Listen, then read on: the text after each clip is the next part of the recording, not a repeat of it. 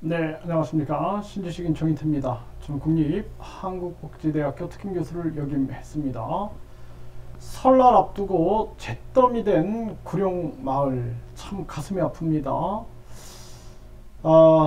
이 구룡마을 이 상황에 대해서 일단은 설날을 앞두고 이러한 또 이 고통이 만들어진 거에 대해서 상당히 마음이 아픕니다. 네, 그래서 잿더미 된 구룡마을 명절 앞두고 이게 무슨 일인가? 이재민 62명이 발생이 됐다라는 것입니다. 이 화재가 자주 발생이 되고 있다 이거죠. 네, 10개월 만에 또 큰 불이 났다라는 것입니다. 지지부진 재개발 속에 위험 노출이 돼 있다라는 거죠. 네, 그래서 이 구룡마을이 10년간 21번 불이 났다라는 것입니다. 스파크 튀어도 한전 나몰라라. 네, 이렇게 중앙일보가 보도하고 있습니다. 네, 이 지금 사실상 여러 가지 이제 이견으로 인해서 이게 지금 재개발이 안 되고 있는 그러한 정황이에요. 네, 한전은 계량기 유지 보수까지만 담당을 하고 있다라는 것입니다. 네, 그래서 계속해서 이렇게 여러 가지 이 문제가 터지고 있는 그러한 부분들인데요.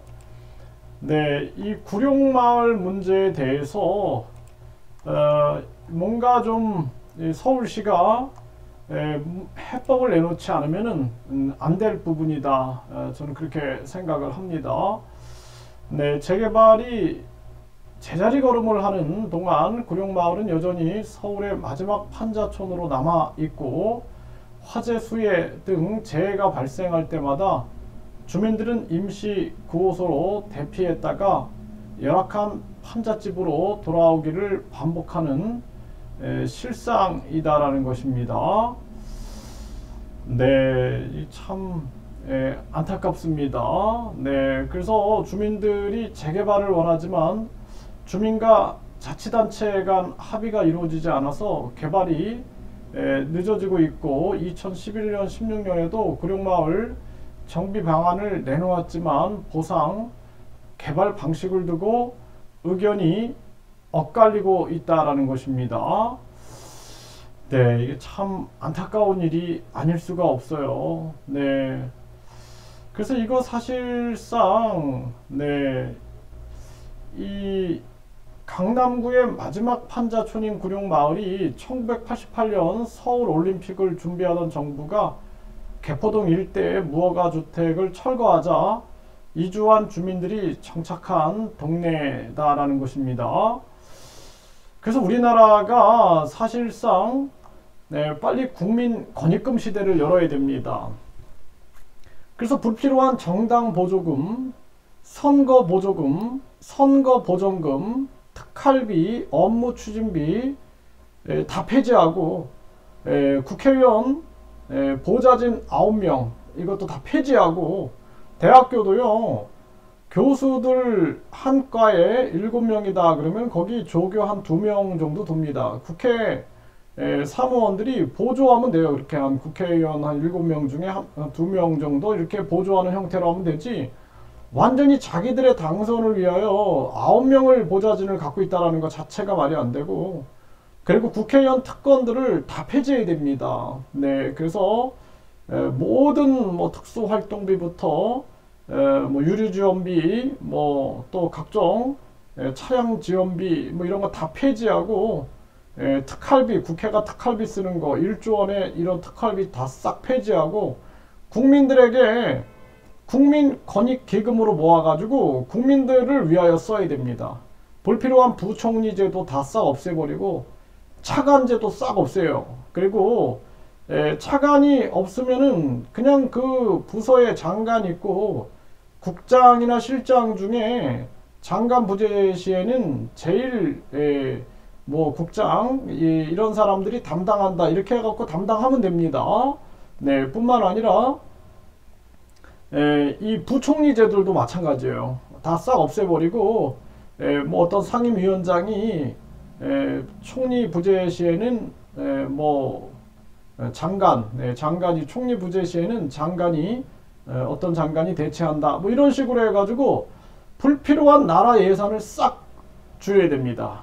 싹 줄이고 국민 권익금으로 모아가지고 국민들에게 매년 되돌려줘야 돼요.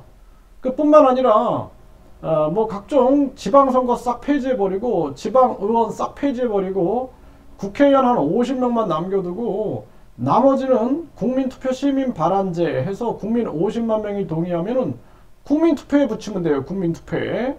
이런 식으로 해가지고 나라의 불필요한 예산, 이 나라의 콜레스테롤입니다. 이 공무원들도 대폭 줄이고 그리고 앞으로 AI를 대체해가지고 이 뭐 판사, 검사 이 사람들도 마찬가지예요. AI로 좀 대체해서 일부는 확 줄여버리고 그래서 이 AI가 법을 더 잘 외울 수 있어요. 그래가지고 그걸 가지고 우리가 판단을 내리게 하면 됩니다. 공무원들도 AI 공무원들을 배치해가지고 공무원들을 대폭 줄이고 국민들에게 국민 권익금 제도를 나눠줘서 이제 우리 국민들이 그 돈을 가지고 자신이 하고 싶은 일을 할 수 있는 그러한 일을 하게 해야 한다. 그리고 공공기관 성과급 다 폐지해버리고요.